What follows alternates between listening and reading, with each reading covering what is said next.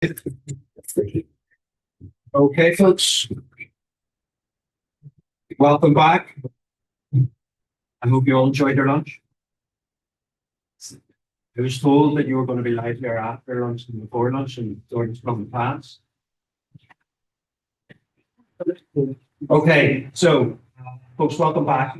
And I hope you're enjoying the session thus far. This plenary session, then, I have two contributors. So there's Kevin Marshall, who is the chair of the National Skills Council in Ireland, and I have Kathleen O'Hare, who is the chair of the Northern Ireland Skills Council. So you're both very welcome. Thank you for giving your time to the conference. It's much appreciated. The format of this session a little bit different from the previous sessions. So both Kevin and Kathleen are going to take a few minutes to give a little bit of background of the work of the respective skills councils and what they do. But most of the session is going to be given over to Q&A. So please start to think about the questions you want to ask the guys when they're presenting. The sessions I have attended thus far, there's certainly been more questions than there has been time to answer. So long may that continue. But I'll just start by introducing Kevin.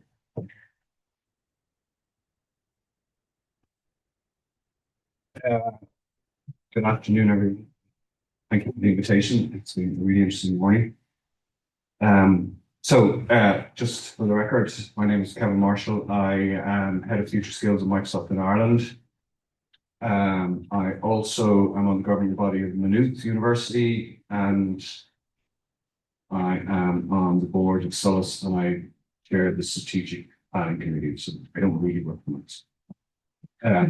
And I also chair the National Skills Council. So I'm delighted to be here, and I'm just going to take maybe 5 or 6 minutes and just talk about the Skills Council, where it came from, what it is, what we're trying to do, and where we're trying to go.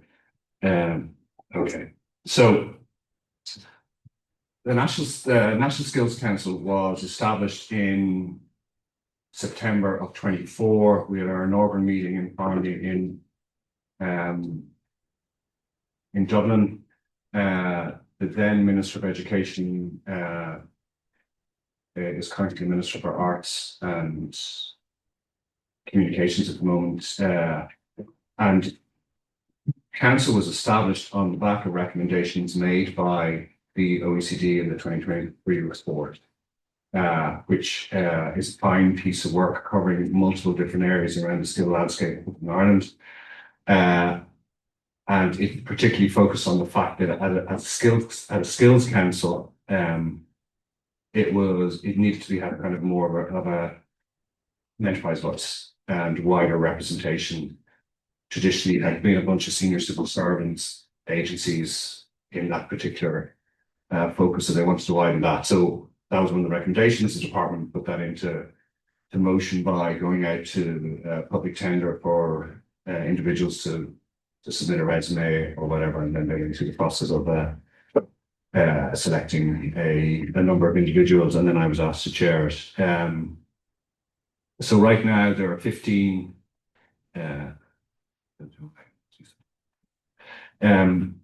members. So the 8 were selected back at the competition, and then with social partners, we IBEC, we have the trade unions, we have a number of experts, and then there's representation from the NGOs in various different guises. So the plan was that we would meet maybe a couple of times a year. Thus far, we've met about 6 or 7 times, and there's been a number of subgroups. The reason being, I don't think twice a year is enough. I think there's a massive urgency around this agenda, around skills, around integrating government to really pay attention to what is currently going on, particularly in the last year in terms of the wider skill set around the SME sector, around social inclusion, but then obviously the advent of AI and all that brings. So there's a massive amount of thinking to be done and restructuring to be done. And I think as a skills council, our job is to provide advice. Gareth talked this morning about policy insights. They don't let us do that. They give real idea advice. You know what happens with advice, right? So bear that in mind. So we've gone about our work, taken the OECD recommendations, looked at what we think we could achieve, what is the right approach to looking at where we need to place our bets. So the kind of three big areas we focused on in the last 6 months have been the notion of the National Observatory, which is Skills Observatory. So that is a key recommendation in the OECD report. There is lots, and you saw it this morning here, the quality of data, the thinking that goes behind some of the reports that have been published. That is equally true of the ESRI, it's equally true of SOLAS, it's equally true of the HEA, IDA, Enterprise Ireland. But there is no one real coordination or organisation where that sits and how that works, both on the demand side and on the forecasting side. So that was a key recommendation. But getting all those people together and having a conversation about it was the first thing we did. Got a subgroup set up that's currently reported out last month with a series of recommendations of what a national skills observatory would look like in over the next 2 years. That paper is now working its way through government with a budget. It'll go part of the estimates process, and I would be very hopeful that sometime in the next 3 or 4 months that we will get the green light to think about what the structure of a national skills observatory would look like, and it's all detailed in that paper that we've submitted. So that to me would be a big win actually, because it's really critical in all the conversations we've had this morning. There's so much more we could do with the data to help us think about what we need to be doing. The second area is that we made some recommendations around the National Training Fund. That's a big political can be football in Dublin. If you want to get a minister to Bristol, mention the National Training Fund. They've made some recommendations as to where the funding should be spent in the budget 2024. They're now putting the legislation into that. One of our key issues is just a wider enterprise voice as to how we think about that fund going forward, because in our view, it's a strategic asset. Indicom called that out in 2017. It needs to continue to remain so, but we need to think strategically what we do with it. And the third area we focused on is actually mapping the skills landscape. There is no one in Ireland can tell you exactly what the skills are, where they are, who does what. We have SOLAS, we have digital, we have skill nets, we have the universities, we have community providers. If we're to make smart choices over the next number of months and years, we need a better landscape, a better understanding of that landscape. So there was a very interesting paper this morning on using systems dynamics to kind of map out bigger systems. So we've gone out to tender for a systems thinking approach in its widest sense to looking at the skills mapping provision in the country. Those tenders have come back. Hopefully the next, I'd say 4 weeks, we will make a choice as to what provider gets to do that piece of work, and over the next 6 months we will map that out. I think, and what I'd love to do is have a systems view of the skills, and then we can start thinking about using GSI data and all that interesting stuff to really think about regionally, centrally, where we place our bets over the next couple of years. And one of the interesting organisations to look at that who's done that really well is actually Sport Ireland. They can tell you how many swimming pools we need in the next decade, because swimming is the most popular sport in Ireland at the moment. And I think that kind of use of data, taking all the stuff that was presented this morning, is what we need to do. So they're the three big things that we're currently working on. That encompasses microcreds for higher ed. There's also the conversation around the single apprenticeship model. All those things are currently working through and part of the advice that will go to government in about 4 weeks' time.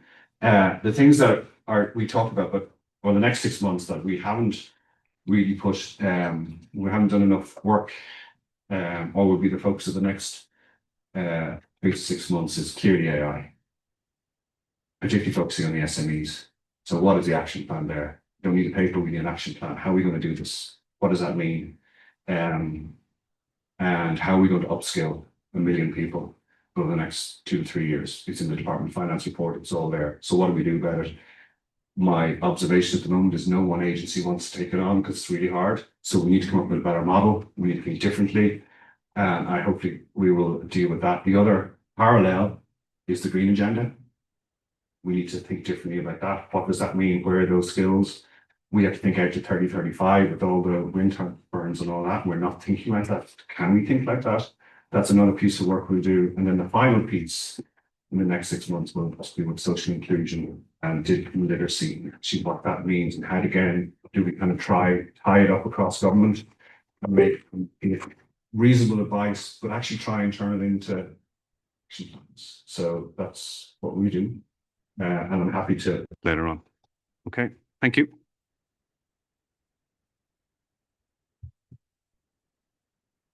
Thank you, Kevin, for that. I'll hand straight over now to Kathleen. So, Kathleen, thank you. Well, firstly, thank you for the invitation today. I'm glad I've been here for the whole sessions. I just wish I'd been able to be in 3 different rooms at the same time because I've been racing from room to room depending on the topic. I've learned so much. I needed to be here. I needed to be here more than you need to hear from me. So 2 years ago, I became chair of the Northern Ireland Skills Council, and it was set up because of a skills strategy here, but also skills agencies were being set up in all 4 regions of the UK. So we were brought together. Some of us were appointed. We sat through interviews, etc., with the Department for the Economy, and others are representing different areas. Slightly different than the National Skills Council in the fact that we have a community and voluntary sector input as well. So we meet, as the next slide will tell you, we meet formally 4 times a year, but our subgroups meet in between that and report back to the council. When I was told initially that I would be working 2 days a month, I thought that would be okay, but it's turned out that it's at least 2 days a week. So the work of the Skills Council is currently being reviewed in both its scope and its reach, and that will complete by the end of the year. And that's not in a bad way, because I think the Department for the Economy are saying that as that they can use the Skills Council as an outward facing voice, one that hears what business organisations are saying right across the 6 counties here, and one then that can make that a palatable suggestion back to the department. We currently have 4 subcommittees, and those 4 subcommittees have chairs. Gareth here is the acting chair of our skills supply group at the minute, and the work that he is doing in that with that group, because that group brings together other people who are not on the Skills Council, but then that reports back into the Skills Council. So the work that he's doing there will actually dictate probably a lot of the work that the Skills Council will do over the next 2 years, or indeed the rest of this mandate. We had a digital skills action group, and it produced its paper last spring, and I'll give you a link to that paper as well. But we now know, based on the work that Stephen Farry has been doing, that yesterday, particularly in the strategy for AI, that we need to actually isolate, either have a different plan for AI or update our digital skills plan, because AI changes so much of what's happening in our skills landscape. Today, as this is happening right at this moment, there's another one of our action plans. In fact, it's the Green Skills Delivery Group. It's been launched with the Minister and the chair of that group, who is Gordon Parks from Northern Ireland Electricity. So that has been launched right now in another site in Belfast. So we're quite active in what we're doing. We have a big subcommittee on equality, diversity and inclusion as well. And that is finding it quite difficult to deal with everything. And I met with the chair of that committee yesterday to say, can we look at one area, maybe disability, maybe gender issues, etc., and start working on that? Because it's equality, diversity and inclusion is a cross-cutting theme across all employment, because we have very difficult issues here because of our very high economic inactivity rate. So we need to get that down. So the only way we're going to deal with that is equality, diversity, and inclusion. And then also we have a new group which is called Education and Skills. And the Education and Skills group, like the Equality, Diversity and Inclusion group, will look firstly at careers education, which is pretty poor here. It's poor in schools. I'm not sure how it is in the south, but in the north, it's quite poor in schools. I always tell people that the last qualification that was offered to careers teachers in schools was the 1990s. So, in other words, we're dealing with people putting in careers education in school who only have the likes of Gareth Hetherington or something talking to them about the skills barometer in order to change how they change their curriculum in schools. So that needs to be greatly informed. Also, we have a very partial career system here where there's very little integrity of offer. And I will speak about this word integrity quite often when we talk about skills, but we need to have integrity when we offer skills training and how we go forth in skills. And that's from the business sector, it's from the education sector, and also government.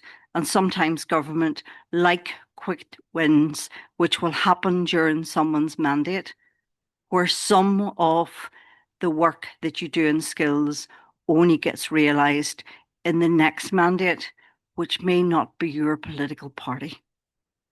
So that is a particular issue for us as well. So we have those subcommittees that can change. And already we're saying that we need to ally ourselves a bit better with the minister's agenda. Our current minister, Kiva Archibald, Dr. Kiva Archibald, is very clear on where she wants to go with skills and is a great skills advocate. So we're very, very lucky to have her. And under her mandate, we can do a good piece of work on skills, but we can't do it all. So it's all about how we collaborate and how we collaborate together. So then a quick snapshot, you're not going to read that, but it looks like the cast of thousands that's on our committee. We currently have 2 vacancies, but you will see we are also at the bottom. We're represented at Deputy Permanent Secretary level from the Department of the Communities, the Department for the Economy, and the Department for Education. So we really have that voice in there. And I think as a Skills Council, if I was starting again, we would start differently in our makeup because there are some sectors and some people who are really missing from that group. But again, there are others who maybe are duplicating what is going on. But we try to bring everybody on board. And if we don't get them in our main Skills Council, we get them in our subcommittee. So their voice is there. You know, hospitality and tourism are always shouting that they don't have a voice. But now with their own different subcommittees, etc. So we have launched our skills action plans, and you can read those. I'll have links in the next one. But we talk about digital spine. We have 16 recommendations on that. And our current representative on that is Lorna McAdoo from version 1, and she co-chairs SETI. And she is very exercised in the whole area of digital inclusion, which affects not just those people at school, but it really affects 50 plus as well, because that is an area where people can't access a bus, a train, health, if they don't have some sort of digital literacy. And it's become as important to us as literacy and numeracy as well.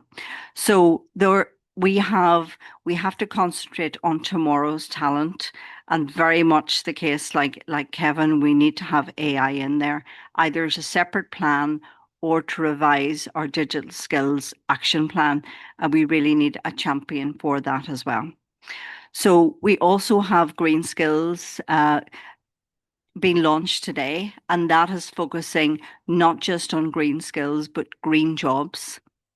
That every industry is going to have green jobs in the future, and it's getting everyone ready for those green jobs. And that's where that joined up approach can be quite frustrating. Yesterday morning, I was contacted by a really big company employing 500 people and wanting to do a lot, and is already doing quite a bit on green energy. And they had contacted their local FE college and weren't able to get tutors for electrical engineers or apprenticeships. So there's something wrong in our system if we don't have that joined up approach to say that this area is employing 500 people.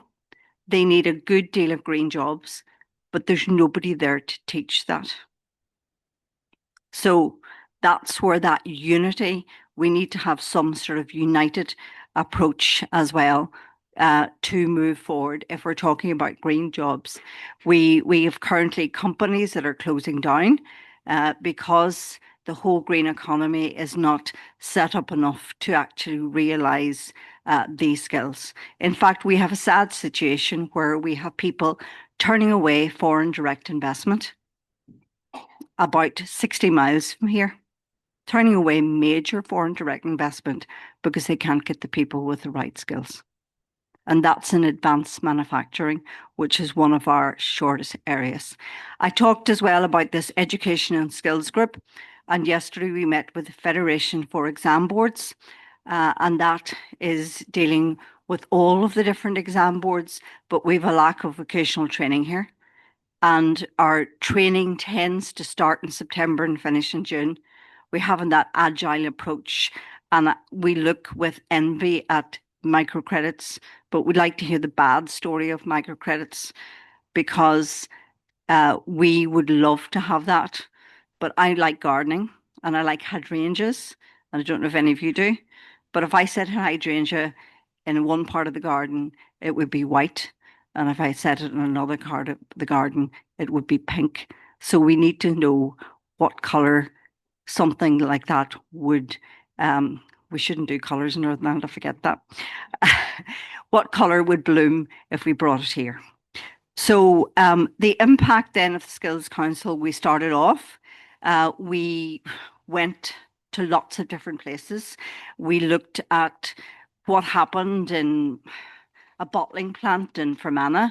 Our council meetings happen right around Northern Ireland. Our next one is in Coleraine at the middle of next month. We're happy to say that we're having a joint meeting with the National Skills Council of Ireland as well on the 17th of June. So we're starting those real collaborative links, and we value the insights. We value the policies. We value all the statistics. But what the Skills Council need to do is to bring about that shift. Because when the skills barometer comes out and it says X, Y, and Z, the most frustrating thing is if it comes out 3 years later and it's saying the same thing, and we haven't moved forward because we do have a lack of unity of purpose here. We have a lack of integrity of offer. We have a lack of future focus. And I'm hoping that with the fine research that you're bringing out, with groups like the Skills Council, etc., that we can start bringing things forward together.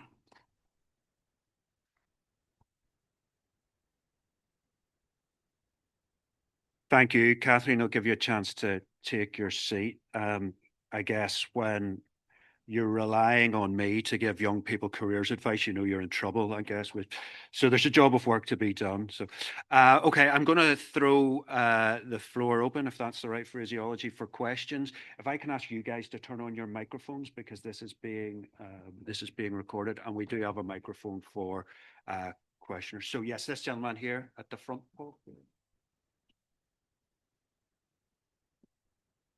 Hi, my name is Paul Donaghy, and I'm from the Open College Network. We're an awarding organisation within Northern Ireland, the largest actually around vocational learning. And our vision is for a successful, inclusive society where every learner matters. And I welcome the role of the Skills Councils north and south of the border. I think the National Skills Observatory has real potential.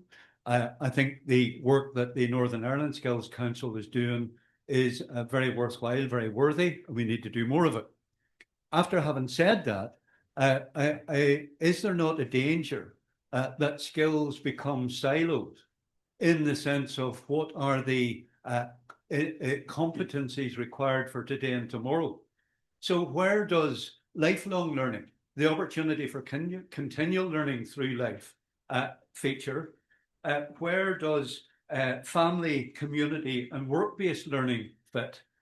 Because if we want to do something about economic inactivity, family learning, community learning, workplace learning is key. I'm not saying what specific type of learning, I'm saying that learning is really important.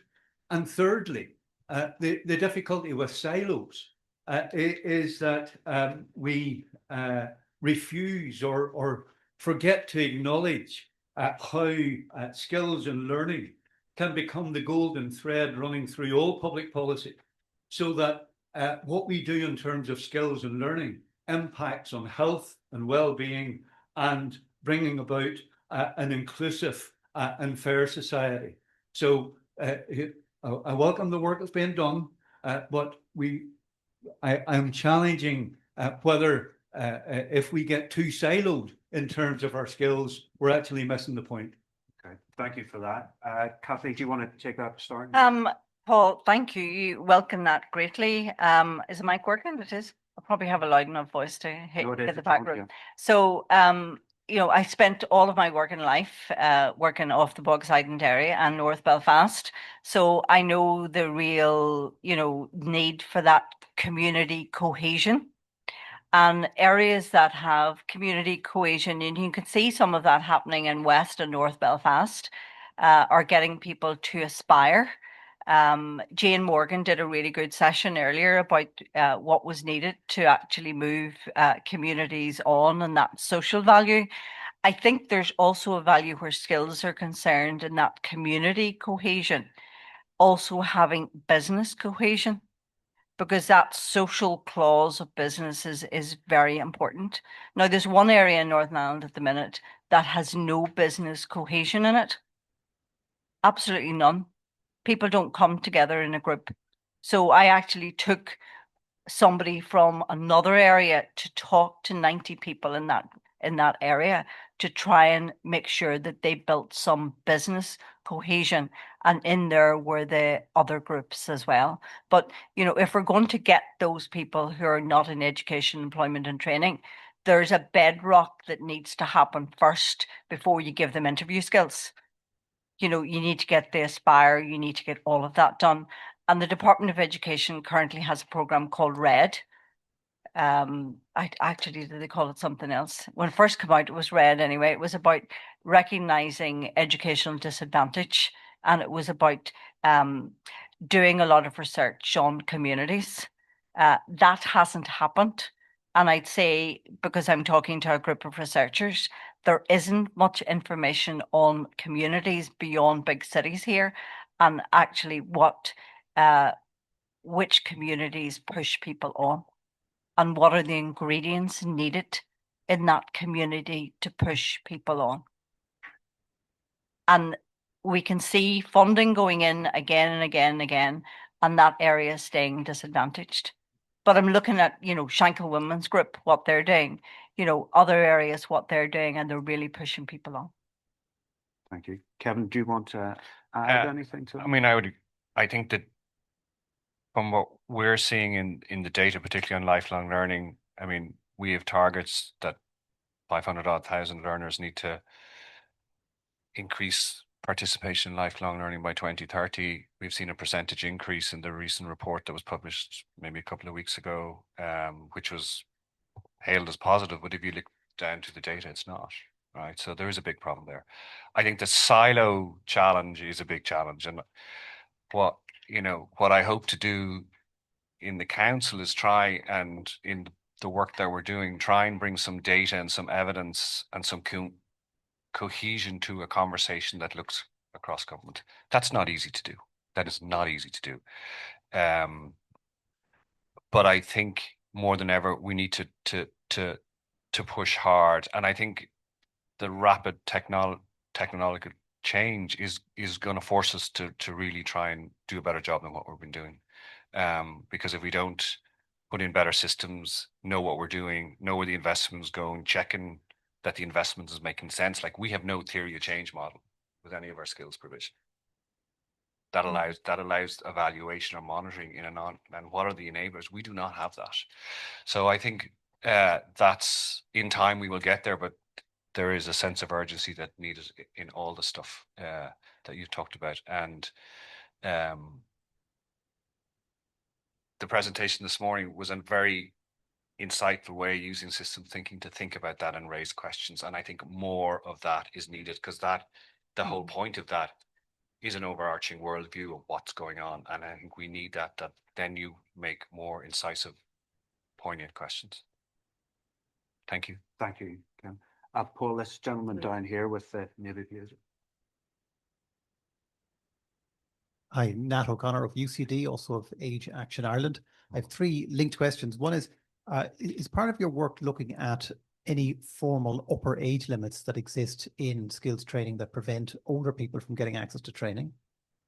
In a linked question, do you look at the situation where employers often don't send older workers to training or don't invest in older workers because they think, they're near retirement age, so you won't get your money back from investment, so they prefer to invest in younger workers? And how do you address that kind of ageism that might exist in terms of skills training?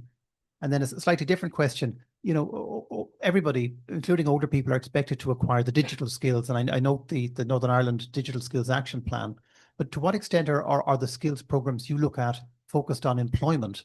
And, does your remit also cover the skills development that people need for life to be able to access government services online or to interact with businesses online? To what extent are those skills part of your remit as well? So in my case, the first two questions, we have not looked at any of that. And that's a straight answer, but it's a very good question. So maybe we can connect afterwards, because that's not something that's come on our radar. In terms of the digital skills piece, I mean, is that broadly part of the remit we're looking at? Yes and no. I mean, at the level that we're working at, that is kind of in that particular question, that would either fall to the likes of the department or Solus to a series of programs that they run for adult literacy, lifelong learning, digital skills, through both the provision through the ETBs and then the provision through eCollege. That's fine. What we don't know, and it goes back to my earlier point around the theory of change, like, how do we know that what we're doing is effective? We actually don't know that. And there are multiple programs across multiple departments that have dealt with digital inclusion, digital skills over the last decade, and probably back before that. I think that's something that we'll have to address as just as the technology revolution continues at pace. But I think we need a different methodology, to be honest. Is that part of what we can recommend? We can, to a point. It's advice.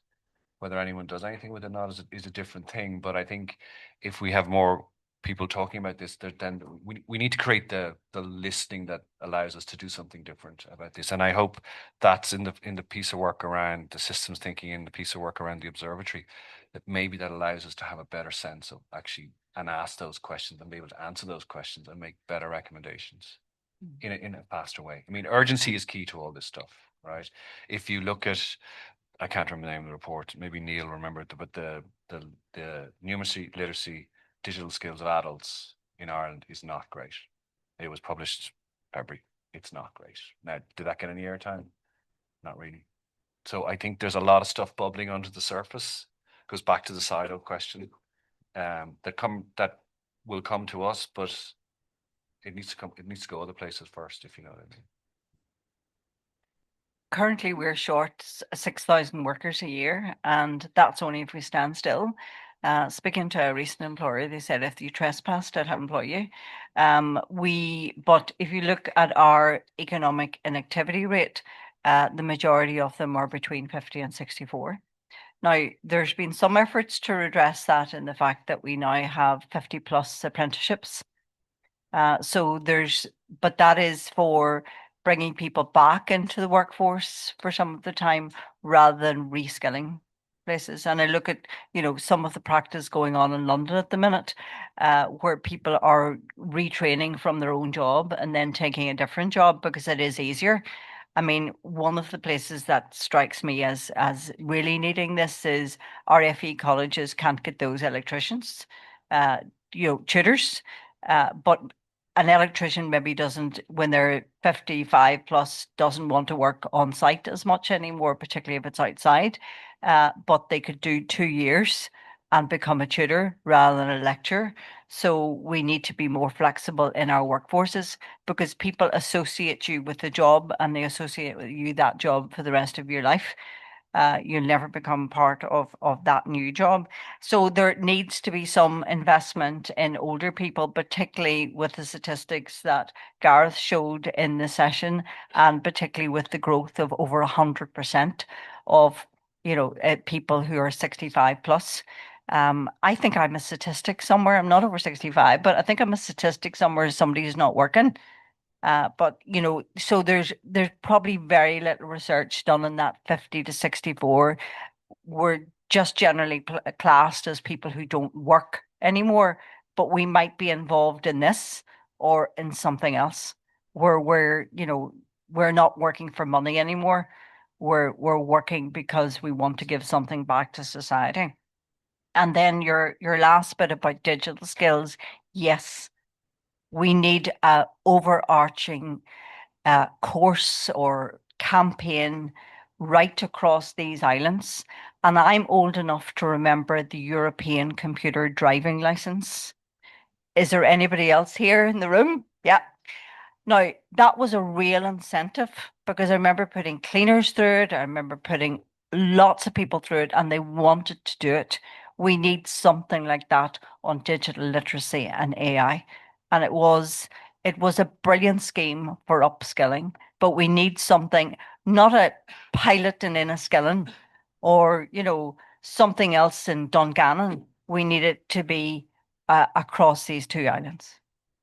Thank you, Kathleen. Just on the ageism point, very briefly, whenever employers are sometimes reluctant to train someone, say, who's 55 on the basis, well, I'll only get 5 years out of them. My pushback to those employers is, well, if you train someone at 25, how many years do you think you're going to get out of them? Because it's not more than 5. And I think so there's an awareness piece there from an employer perspective that is sometimes missing. But sorry, lady at the back here standing up.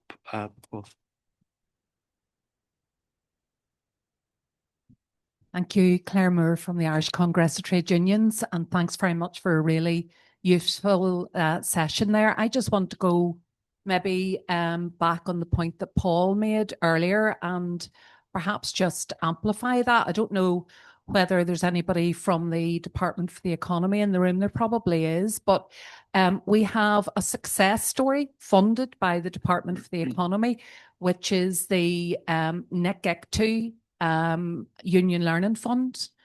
We have a union learning programme which has been running for 20 years maybe, which has put thousands and thousands of workers through education programmes, including ECDL. I'm also old enough to remember it, but all sorts of other programmes as well, including literacy and numeracy, as well as IT skills. And I think it's important, done on a very, very small budget. We need to look at those sorts of programmes which are actually, as we speak, delivering results in workplaces and delivering and upskilling and reskilling workers in the workplace. And if we're maybe looking for possible areas of interest for academics to look at the link between those sorts of programs and success, there's a lovely case study for somebody who wants to maybe delve into it. But for a very small amount of money, it's delivered thousands of people who've come through programs and have reskilled. And it's a plea to look at that area and to resource it properly if we actually want to achieve results. Okay, thank you. Credit to DFE then. It doesn't come along that often, so bask in it, guys. Do you want to... I think that is really well worth following up, and I think maybe we need to do that on a variety of case studies, but there would be room to do a variety of case studies across this island, and beyond. I think we've had a bit of comparison from other countries today, but not enough. Like I know there's good work going on in the favelas in Brazil, on tackling economic disadvantage and getting people into proper work, not in the economy where they're not going as a statistic. So I think we need to look sometimes beyond these islands and see what's going well in other economies. Yeah, thank you, Kathleen. This guy here, Paul, just a gentleman in the navy blazer. Thank you very much. My name is Ger Gibbons. I also work with the Irish Congress of Trade Unions in the Dublin office. So I think I have a question, and it's probably a suggestion as well. When the OECD was doing the review of Ireland's skills strategy 2022, we put in a submission. We met the OECD as part of a stakeholder consultation. But one of the points we referred back in our engagement with the OECD, and one of the points we made was that research that they had done, a major report that they had done back in 2019 on collective bargaining between unions and employers. In their report, they acknowledged that workers, and I think it was UK research, that workers who were covered by a collective agreement are 1/3 more likely to take part in in-work training and lifelong learning than workers who aren't. And that also applied that workers who were not members of a trade union but worked in an enterprise where workers are covered by a collective agreement were 25% more likely to engage in lifelong learning and in-work training. Now, we made that point to the OECD, but we said, look, the way the structures are established at the moment, we are not on the National Skills Council, so we can't even make that argument. So I think the OECD, the recommendation that you made there about, involving the social partners, I think in a way, I think that kind of flowed from the submission that we made. So just to welcome that, and that was acted upon. But I suppose really it's just to ask the question, I think, Kevin, you made reference to the targets that Ireland has committed to achieving by 2030. They're ambitious, but I suppose in a way, like what we have set, the targets of 2030 are where the likes of Sweden was in 2022, and Finland was in 2022, and I think the Netherlands. So the point I'm making is that a lot of these countries are covered by, I think there's a much greater engagement with unions and collective bargaining. So it's just to make that, it's a question, and I suggest probably a pitch as well, to consider these issues in the round, that there's many ways of achieving these targets. And I think this kind of the recommendations that the OECD made back in 2019 might be worth considering if they haven't already been done so. That's a good point. I think one of your colleagues from MIC2 is actually on the council. One, yeah. Maybe there should be more. Yeah, but that's valid. Appreciate that. And we have union representation on our council as well, and indeed, as well as that students' union as well. I mean, I think there's a like, having working for multinational, scorecards and chasing targets, chasing anything tends to be the day job, right? Depending on what role you're in. So that in some ways can be misleading. I think in the shift in lifelong learning is about it's not about chasing targets, but it's how do we engender this notion of curiosity, and how do we think about upskilling for the sake of upskilling and learning. We're in a world where that needs to become the de rigueur, right? That's very hard. It's very hard when you look around the landscape. You even look at your own community. There's some people take all the great opportunities out there, either in work or out of work, and others don't. The classic case in point at the moment is microcreds, right? There are an amazing amount of learning opportunities for everyone in the microcreds in the university system, and they're subsidized. You can do a 12-week course for about €130 in whatever you want to do. The take up has been really low. So there's something not right here, or there's something that needs to shift, and I don't know what that is, but I think that's part of a wider discussion. And looking abroad is going, how have you solved this? I mean, talking about other countries, the Australians in general at a macro level have done some really interesting work. that I've seen, and they presented virtually at one of the HE conferences, I think was before Christmas here. And one of the council members have subsequently gone to Australia and met their commissioner. So that is a big problem, and it's that how do we engender that curiosity, and how do we make those opportunities available easier for people? One of the challenges for the SME sector is the small companies with less than 50 people, companies with less than 100 people find it hard to release them from a time perspective. And we've tried various different initiatives to do that. And I think that's also a big challenge we need to look at. Thank you, Kevin. The clock's about to beat us here, but we'll get one more question in. Go ahead. Thanks. Eilish Kelly from the SRI. During your speech, Kevin, you mentioned about the National Training Fund, and I think either playing a role or having more of a role to play in terms of the work of the Skills Council and going forward. And I suppose the question is to Kathleen, if you're aware of that fund, is there a similar fund in existence in the Northern Ireland, and is it being used, or can it be used to facilitate yourselves also in your work?